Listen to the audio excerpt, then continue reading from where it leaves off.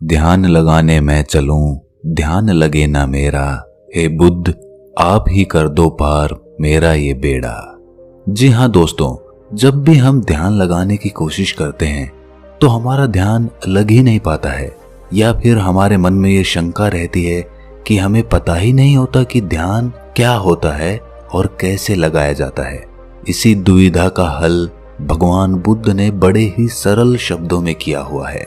भगवान बुद्ध ध्यान की प्रतिमा माने जाते हैं और उन्होंने जितने सरल तरीके से ध्यान की विधियां बताई हैं और किसी ने नहीं बताई। ये कहानी पूरी सुनने के बाद आपको ध्यान के बारे में कोई भी शंका नहीं रहेगी। तो चलिए कहानी को शुरू करते हैं। एक बार बुद्ध के पास उनका एक शिष्य आया और उनसे बोला, बुद्ध, मुझे आपके सानिध्य में 3 साल हो गए हैं। मैं रोज आपके बताए अनुसार ध्यान लगाता हूँ, फिर भी मुझे 3 साल में ध्यान से कुछ भी नहीं प्राप्त हुआ।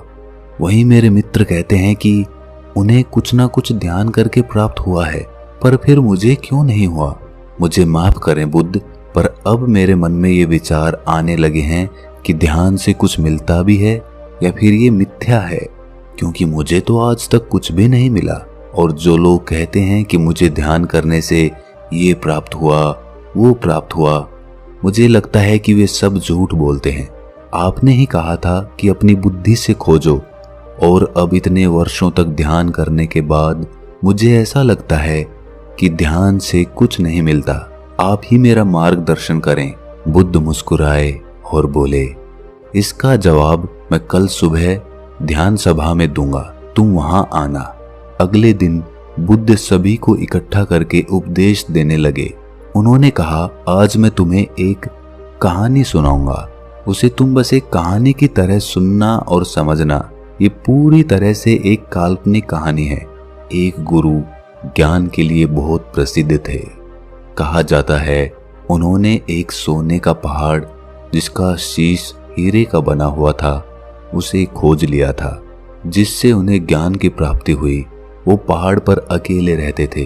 उन्होंने किसी को भी अपना शिष्य नहीं बनाया। काफी समय बाद 3 भाई उनके शिष्य बनने के लिए उनके पास गए और उनसे ज्ञान ग्रहण करने को कहा। गुरु मान गए और उन्हें अपने साथ में ही रख लिया। फिर तीनों ने उनसे सोने के पहाड़ के बारे में पूछा। गुरु ने कहा, मैं तुम तीनों को इसका जवाब बारी बारी से दूंगा और इसका रास्ता भी बताऊंगा ताकि तुम उस पर चढ़ सको। फिर गुरु ने पहले शिष्य को बुलाया और एक रास्ते की तरफ इशारा किया और कहा कि यहाँ से तुम सीधे चले जाना और कहीं मत मुड़ना।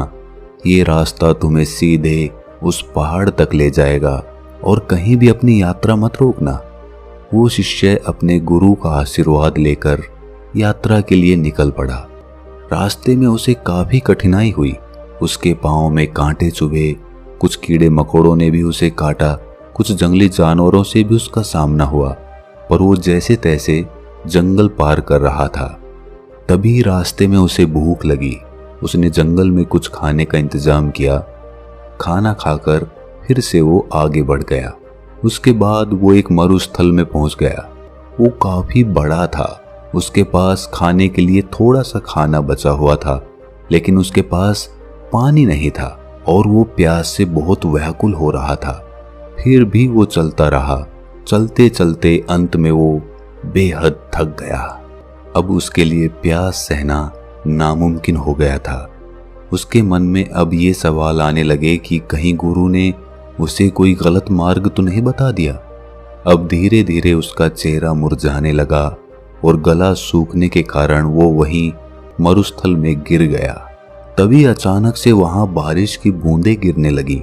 वो उठा और तुरंत अपना बर्तन भरने लगा और अपनी प्यास बुझाई और फिर से आगे बढ़ गया। अब वो एक नदी के किनारे पहुंच गया था। नदी पार करने के लिए उसने एक नौका बनाई और उसे पार करने लगा।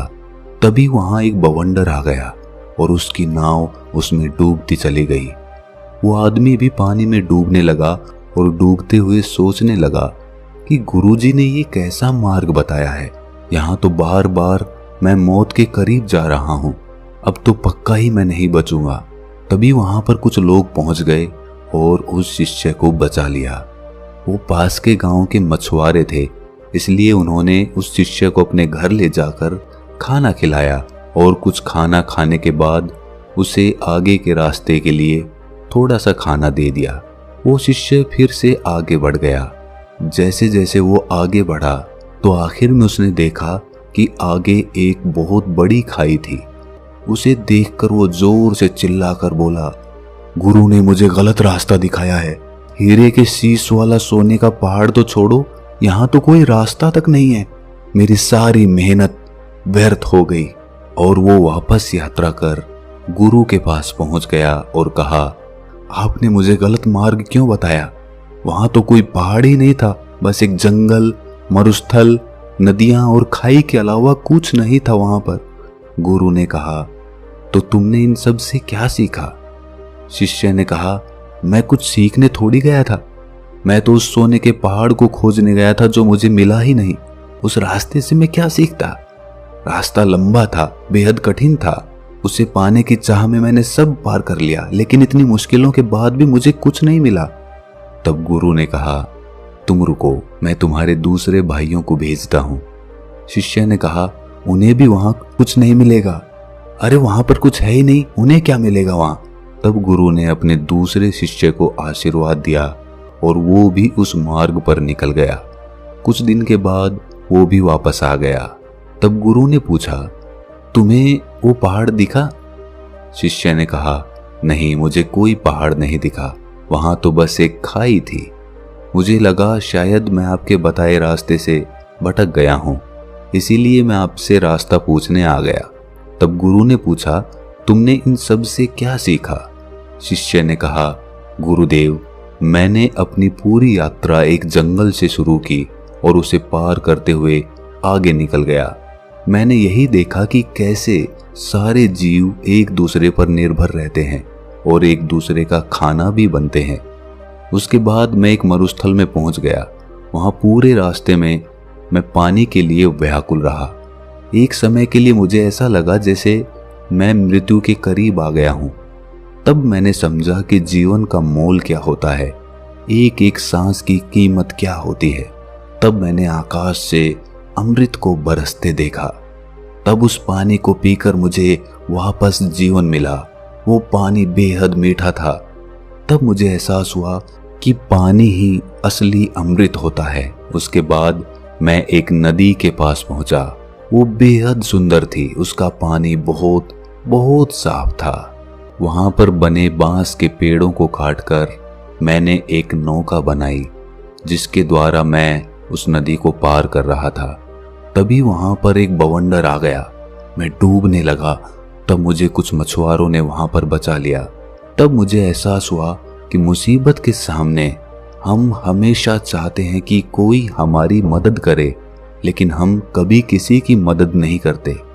उसके बाद उन मछुआरों ने मुझे अपने घर ले जाकर भोजन कराया। वहां मैंने देखा कि कैसे लोग भूख के मारे तड़प रहे हैं, एक बेहतर जीवन के लिए तरस रहे हैं। कोई बीमार है तो किसी का इलाज चल रहा है। कोई पत्नी अपने पति के वियोग में रो रही है। मुझे जड़ी बूटियों का थोड़ा ज्ञान था, जिसके कारण मैंने वहां एक बीमार बच्चे का इलाज किया और उसे ठीक कर दिया। तब मुझे महसूस हुआ कि दूसरों की मदद करने पर कितना सुकून मिलता है। उन मछुआरों के पास खुद के लिए खाना नहीं था, फिर भी उन्होंने मुझे भोजन कराया और रास्ते के लिए भोजन भी दिया, जिसे लेकर मैं आगे की यात्रा पर निकल गया। उसके बाद आगे मैं एक खाई के पास पहुंच गया। वो मुझे एकदम शांत लगी। वहां किसी की आवाज सुनाई नहीं दे रही थी, बस मैं अपनी सांसों को सुन रहा था। उस समय मुझे लगा कि मैं आपके बताए रास्ते से भटक गया हूं, क्योंकि वहां कोई भी सोने की चट्टान नहीं थी। तब मैं वापस आपके पास आया, दोबारा से सही मार्ग पूछने के लिए। शिष्य ने कहा, हे गुरुदेव, क्या मैं गलत मार्ग पर चला गया था? गुरु ने कहा, नहीं, तुम बिल्कुल सही मार्ग पर गए थे और जल्द ही तुम्हें वो पहाड़ भी मिल जाएगा। तब गुरु ने अपने तीसरे शिष्य से पूछा, क्या तुम भी पहाड़ खोजना चाहते हो? तब शिष्य ने कहा, गुरुदेव, मुझे उस रास्ते पर पहाड़ मिलेगा या नहीं ये तो मैं नहीं जानता, लेकिन मेरे शिष्य भाइयों ने जो वहां के बारे में बताया है मैं उसे जानना चाहता हूं। तब तीसरा शिष्य गुरु का आशीर्वाद लेकर यात्रा पर निकल पड़ा। कुछ दिन बाद वो शिष्य वापस आया। गुरु उसे देखकर समझ गए थे कि उसे वो पहाड़ मिल गया है। उसके चेहरे पर अलग ही चमक थी, वो काफी शांत था। शिष्य ने गुरु को प्रणाम करते हुए कहा, हे गुरुदेव, आपने जो मार्ग दिखाया उसका मैं बहुत आभारी हूँ। मुझे वो सोने का पहाड़ मिल गया है जिसका शीश हीरे का बना हुआ है। ये सुनकर बाकी दोनों शिष्य बोले, क्या तुम्हें वो खाई मिली? तीसरे शिष्य ने कहा, हाँ, मुझे मिली थी। मैंने भी वो सब अनुभव किया जो तुमने किया था। आखिर में मुझे वो खाई मिली जहां अपार शांति थी। इतनी शांति मुझे कहीं नहीं मिली। मुझे पता था मैं सही मार्ग पर हूं। पहाड़ यही है। उसे ढूंढने के लिए मैंने खाई में कदम बढ़ा दिया। उस समय मेरे मन में भी बहुत सी आशंकाएं थीं, लेकिन मैंने 2 बार मृत्यु को करीब से देख लिया था, इसलिए मुझे उसका भय नहीं था। अब मुझे बस वो पहाड़ ढूंढना था और मैंने अपना कदम उस तरफ बढ़ा दिया। जब मैं आगे बढ़ा तब मैंने देखा कि मैं खाई में गिरने की जगह हवा में उड़ रहा हूं और इसी तरह मैं उस खाई पर आगे बढ़ता चला गया और मैंने वो खाई पार कर ली।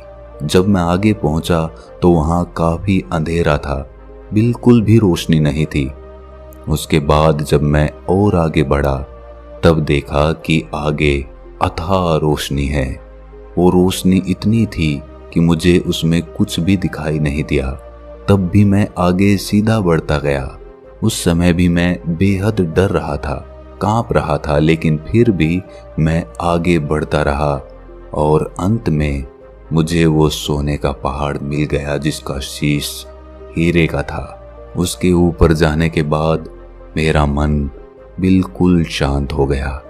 बेहद खुशी हुई और मन आनंदित हो उठा। कहानी पूरी होने के बाद बुद्ध ने सबसे पूछा कि तुमने इससे क्या सीखा? तब बुद्ध के शिष्य उनके सामने हाथ जोड़कर खड़े हो गए और कहा कि हे बुद्ध, उन तीनों शिष्यों के गुरु ने जो रास्ता उन्हें दिखाया था वो रास्ता उनके अंतर्मन का था। पहले शिष्य की लगन और निष्ठा सही थी, लेकिन वो महत्वाकांक्षी था। उसने मार्ग में आई किसी भी चीज से कुछ भी ज्ञान प्राप्त नहीं किया। वो पूर्ण रूप से महत्वाकांक्षी हो गया। उसके मन में बस वो पहाड़ चल रहा था, जिसकी वजह से वो आसपास की चीजों से कोई भी सीख नहीं ले सका, जबकि उसके आसपास ज्ञान ही ज्ञान था।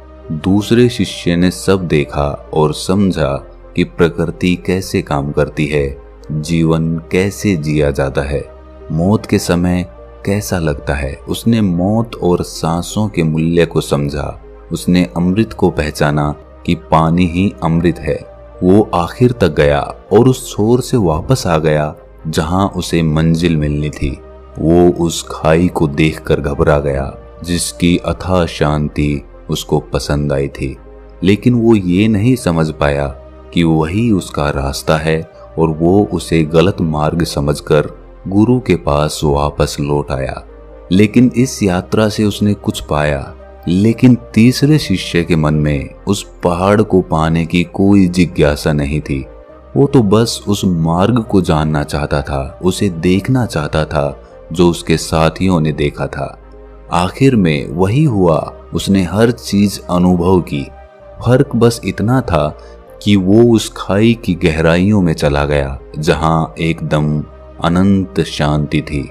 वो इस सब को महसूस करते हुए अंधकार में आगे बढ़ता गया और एक समय के बाद उसने रोशनी ही रोशनी देखी और वो पहाड़ जिसकी उसे तलाश थी, वो पहाड़ कोई और नहीं बल्कि खुद का उसका शरीर था जिसमें सोना उसका शरीर था, जबकि हीरे का शीश उसका मस्तिष्क था, जिसमें उसे बहुत सारा ज्ञान और शांति अनुभव हो रही थी।